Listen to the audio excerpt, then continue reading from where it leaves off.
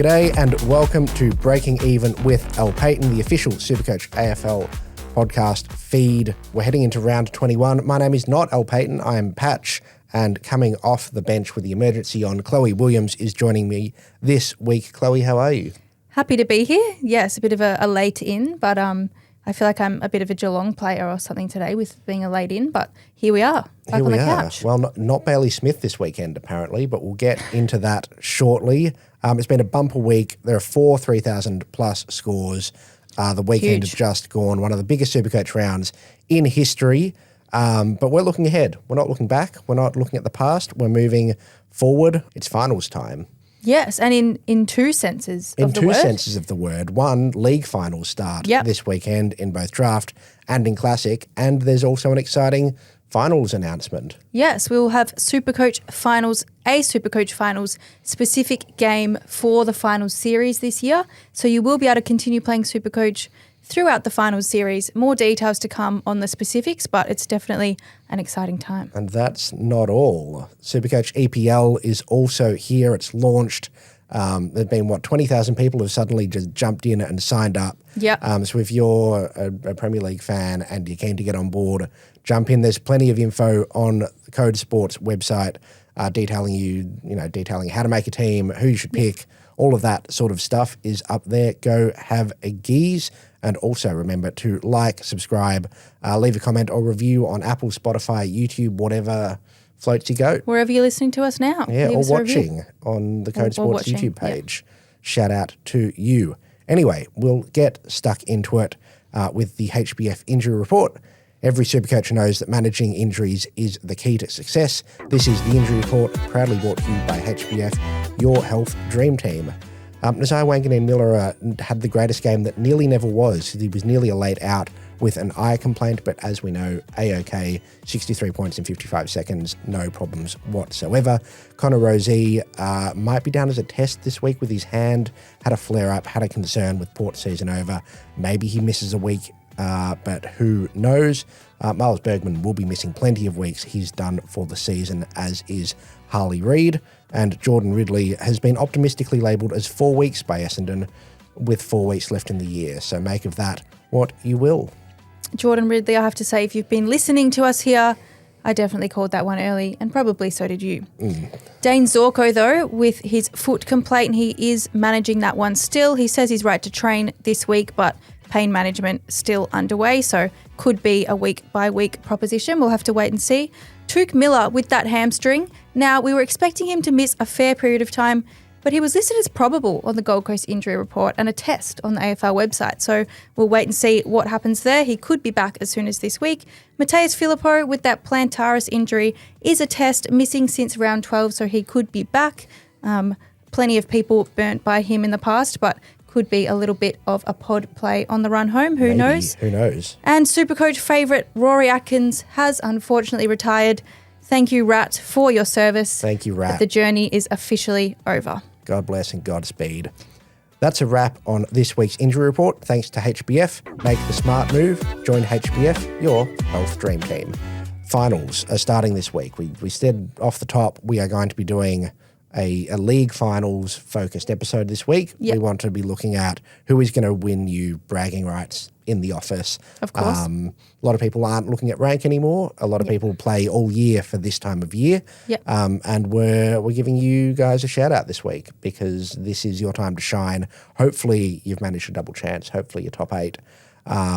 What is your strategy for SuperCoach Finals, Chloe?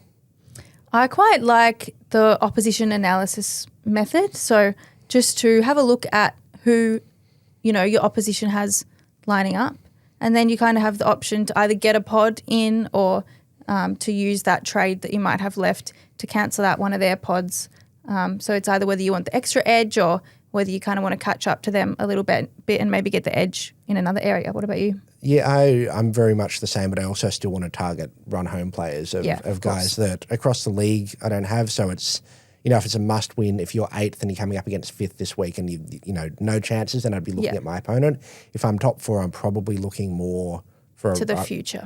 For a whole run-home situation. So, yeah, I think it changes a little bit, and it also changes based on, like what pods you're not having, or who you're anti-podding. So, like if you don't have Max Holmes, we'll talk about in a minute. Oh, yes. Then maybe I'd look to get him in if everyone else in your league has him, as opposed to going a bit sideways. If you were in a matchup this weekend and it looked like you weren't really going to win, now would definitely be the time to just use all of those last trades.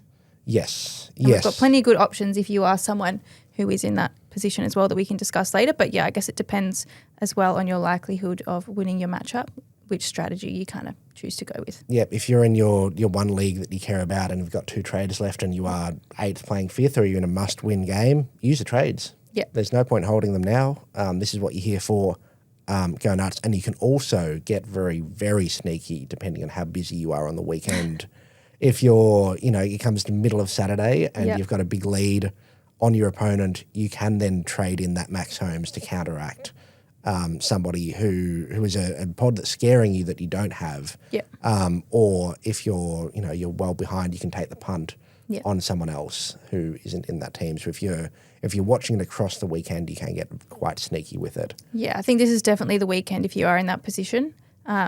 If you're able to, of course, to just keep an eye on those games as they unfold. Cancel your Saturday plans. Cancel your plans. Get the kids to, just play out in the backyard no matter how much it's raining. Just lock yourself in and make sure you're winning your leagues. That's what's priorities, important. We did have some quickfire questions. Al put up a tweet asking for, what people wanted to know. Chloe, I'm going to fire some questions at you, give me some quick answers.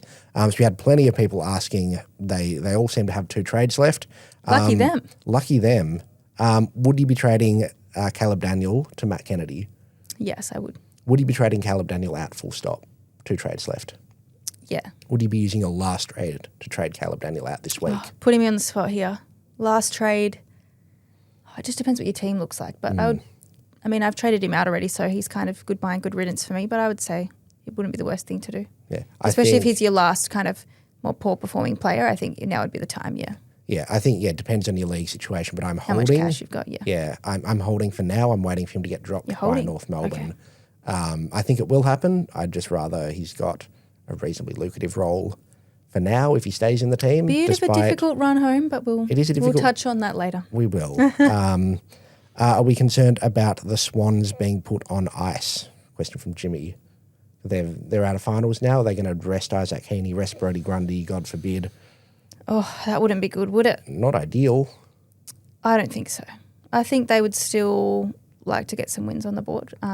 They would still, within finals contention until only this weekend. So I think they'll still keep pushing. I'm not too concerned about it, but yeah, I guess it's something to think about. Yep. 2 trades left. Is it worth getting rid of Shearer from Ollie?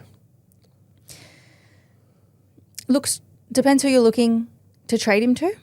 But once again, probably similar to Caleb Daniel, if he is kind of letting the team, the only person letting the team down. I think he can still pull out some decent scores for the rest of the year. It doesn't really look like Sam Walsh is going to come back either. So I think he could lift. But yeah, if there's someone you've got your eye on who you think can give you that edge, especially if you have a look at your opponents and they've got Chera and you can use him to get an edge on them, then yeah, I think it's probably 50-50. What about you? I think I'd probably move him on. Yeah. Especially if you've got cash and can go up to someone fancy. From Brendan on the trading Carlton players out theme, he's trading Cripps out. Should he go Callahan this week or wait for Sherry next week? That's very tough. Sherry has a great fixture upon his return. But, if you want Callahan, I think he's a really nice pod. I think about 8% owned. He's kind of played well no matter who he's come up against, so their fixture doesn't worry me too much. But this weekend, he's got the easiest team for mids in the league. So I think if you were going to do that, you would have to do it now. So yep. I like Callahan. Sherry will be a bit of a pod because so many people have traded him out, but he's more of a pod, so I like it. I think I agree. And then Darcy has 5 trades left. Should he go Caleb and Shearer to Jackson and Richards, or does he go Jezza and Holmes? It's very difficult to put all of your eggs in the Cats basket out of any team in the league, really. But they do have an amazing run home. You'd hope that they wouldn't get rested. You never know. Maybe they will, but I do quite like that. Yep. I like it. I live a little. Just go wild. We'll talk about both Jezza and Holmes in a second. Once we answer, question from Tyler: what late season Hail Marys are you looking at fixture-wise? Which is a nice little segue. One we prepared earlier. Yeah, we prepared earlier, had in the oven. We want to talk about, generally, there's a big analysis piece that went up on Code Sports on Wednesday morning, talking about the fixture, and we're going to run through some of the guys we like. The highlights, I guess. Yeah, the top hits from the fixture run home. There'll be a lot of clubs that feature quite a bit because they've just got a good run home regardless. Spoiler alert, the Cats might be in here. Maybe, you never know. Stay tuned for 30 seconds from now to find out. The Swans, to start with, have the best run home for midfielders. So fingers crossed we're not seeing anyone rested. But that could be huge for Isaac Heaney owners. The Chad might fire after being whelming. He hasn't been underwhelming, but he's not been over, It's been a bit mid, really. He's been quite mid. So hopefully he can lift with a point to prove. Errol Goulden as well, if you've got him, could be a nice little spike in the last 4 games. The Cats, as foreshadowed, Bailey Smith, Max Holmes, Tom Atkins at 499k. Ooh. If you're really chasing a sneaky finals pod, I do really like Atkins. He loves a cuddle and won't be resting on his laurels. No. That doesn't seem like the way he does stuff. Bailey Smith playing this weekend, which we skipped over before. Yes. So we did put up a post on Instagram yesterday.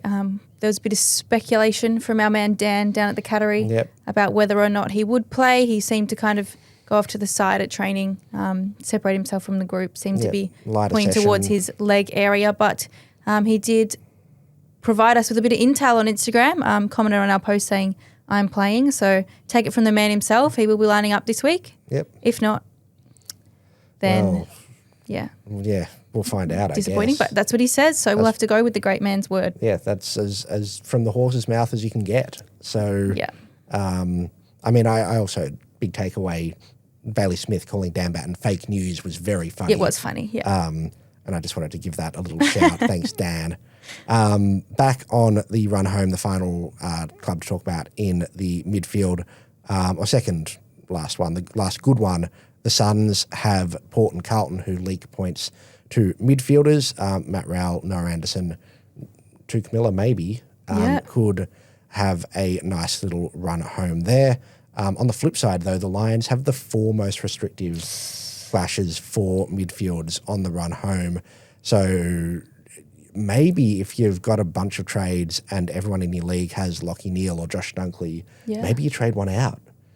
Maybe it'd be bold. It would be very bold. But maybe it would pay off. Could blow up in your face, but could also win you a flag. Exactly. They're the moves that we're after. Now, the rucks, though. We've got Sydney and Melbourne, which is very beneficial for Supercoaches, having great runs home. So that is, of course, alluding to Gawn and Grundy. So Gawn kicks off the finals against West Coast. West Coast have conceded more points to opposition rucks than any other team this year.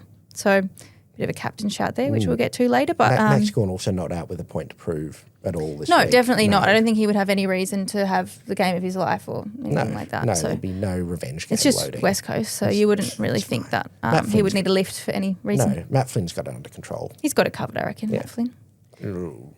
Gawn's next 2 as well are both in the bottom 5, 4 scores conceded. Does finish with Darcy Cameron, so a bit of a harder matchup, but it's looking good on the run home for the most part for Gawn owners, especially for this week. And Grundy too, so Essendon, Lions, Cats, Eagles for him. Good Lord. Which is an amazing run home for rucks, especially this week though, I'm sure. Sorry to say, there could be a juicy score loading against Goldie. Could be the 200 that was promised from the Phantom's Lair. Well, or one of the 2 200s rather. They do keep promising 200, so hopefully this will be the week that... Could Brodie finally emulate his hero, Jordan Sweet? Yeah, I know. Jordan Sweet beat him to it, kind of stole his thunder, but Rowan Marshall as well. Good news for you. Great news as a pod for me, on the run home. After being very scared hearing the Gawn numbers. Yeah, so he's got a Sherryless North this week. Tigers, who actually perform reasonably well, but then Essendon and then the Giants. So it's a little bit up and down, but for the most part... There's more up than down. There is more up than down. We love that. We're liking the run home for Rowan Marshall if you're looking for a pod or if you do already own him. And then on the other hand, for defenders, there are 2 names that stand out for the run home. St Kilda have a great run home. So such a good run home. Especially after what we saw on the weekend. Naz and Sinclair owners, they should both have a field day against Richmond in round 22 and Essendon, unfortunately, in round 23. The two leakiest teams in the comp in that part of the ground. The Kangaroos and the Giants, on the other hand, though, do have a bit of a tough run home. So Lockie Whitfield, Lockie Ash, Caleb Daniel, Colby McKercher could all be in a little bit of danger on the run home. So just something to be aware of. But if you don't have those star saints already, if you could bring one of them in, you could benefit greatly from that. Jack Sinclair's still reasonably priced from memory as well. So if you can bring him in, he'd be great. Naz slightly less reasonably priced.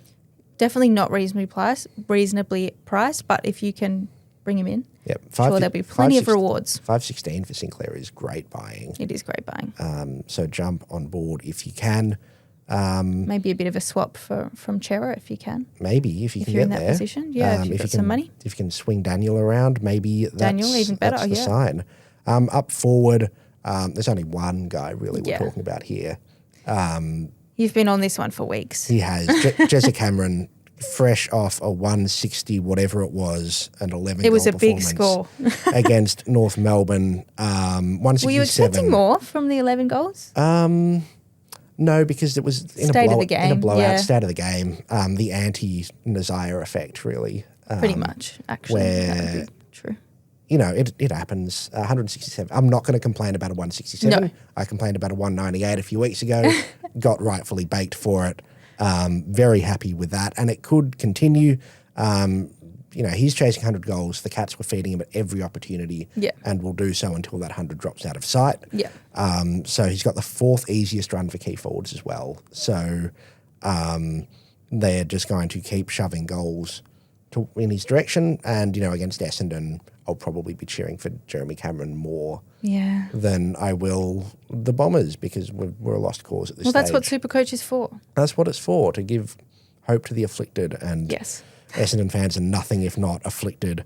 Riley Thilthorpe has the fifth best run than the Crows do. So he's a little bit more expensive. He's 520k-ish, maybe a bit under, but has North Melbourne and West Coast in his last few. And it was interesting looking at the data here where I kind of got the averages of what everyone concedes. And the comparison, North Melbourne concede the most to key forwards. They concede 91 points a game. To key forwards that some of them average 55, 58 points a game. The second worst was Carlton with 71.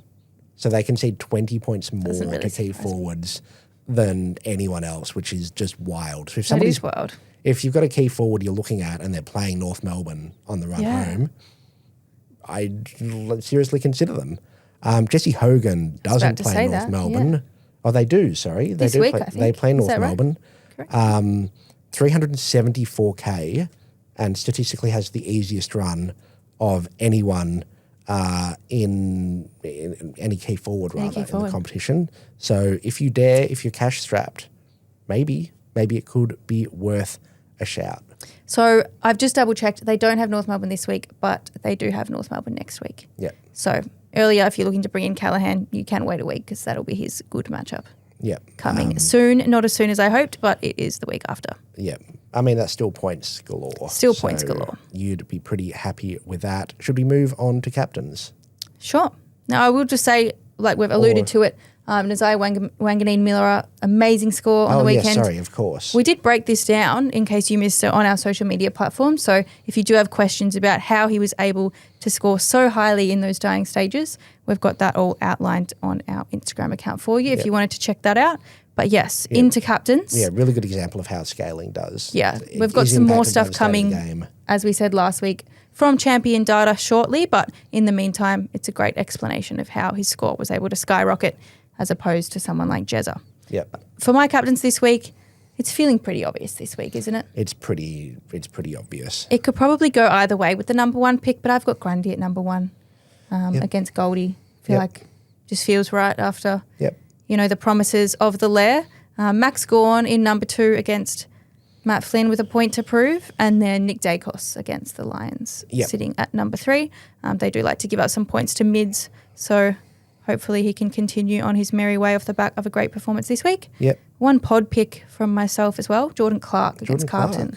Huge. They're very leaky against defenders, and hasn't been in as good form at the moment, but put up some big scores this year. So at home as well, thinking it could be a big one for him. Yep, absolutely. Yes, I think Grundy is just the obvious choice this week. I'm with you. Number 1, Brodie Grundy. Number 2, Max Gawn. Yep. Be careful, Supercoaches, though, because the games are might get very close to overlapping. So be ready with your emergency loopholes, your captaincy I thought we were already loopholes. cancelling our weekends. Well, I mean, we are. But if anyone was in doubt of that, then absolutely this Definitely is cancel your another weekends. reason. Yeah, fair enough. The Eagles and Demons, 1:20 p.m. Eastern time on Saturday, and then 4:15 is when the first bounce is for Sydney and Essendon. Now, I don't know exactly off the top of my head how long the games are going to go for, but you might need to make that call at 3/4 time if you're about to jump in a car or if you're about to, do something. But you'd like to think that you'd be able to make that call at 3/4 time. Yeah, hopefully it should be pretty obvious by then. Yes, you would think so. Now, North Melbourne playing St Kilda this weekend. Yep. Desire Wangan-Miller could go bigger than he did last week, so he's my 3rd on the list. Good shout. Like it. And then you've got either pick your poison, Matt Rowell, Noah Anderson against the Tigers. I was on feeling the Gold Gold Coast Coast. coming. Yeah. That would be they're my 4th and 5th. Yeah. On this, You got more options for us. Well, I don't know. Nick Dacos as well. We've found in that data, Brisbane really leaky towards midfielders. Yeah. They don't really tag. If you're looking for a bit of a pod option this week, not too many will be going Dacos. Yeah. So he could score well. Also, but yeah, I think it could be another very, very big round this week. It's feeling that way. The based amount on of fixture, the amount of players that could go really big. The Cats at Chem HBA against a very injured and season over Port Adelaide. Yeah. As you said, the Dockers. Yeah. A very friendly matchup against Carlton. It could go pretty big. Yeah. So, There's a few dead rubber games for the most part, but that sometimes produces some of the best SuperCoach scores. So yeah, if you as I was saying before, SuperCoaches always manage to enjoy the footy at this time of year, no matter what is happening to their team or to any team, really. Yeah. If we can get another scoring week like last week, I'm sure everyone will be happy. There'll be a lot of cheering. Yeah. That is us here breaking even with Al Paton, done and dusted for another week. The live show Thursday this week. Keep an eye out for that. All the team's news, all the latest news, some more captaincy options as well. Thank you, Chloe, for joining me. Thank you for having me back. Good to be here with late notice, but happy to chat SuperCoach as always. Yep, incredible cover with the emergency on. We always value having that around. Thank you for watching. Good luck with your trades. Good luck hopefully chasing that elusive 3,000 score. We will see you all later on.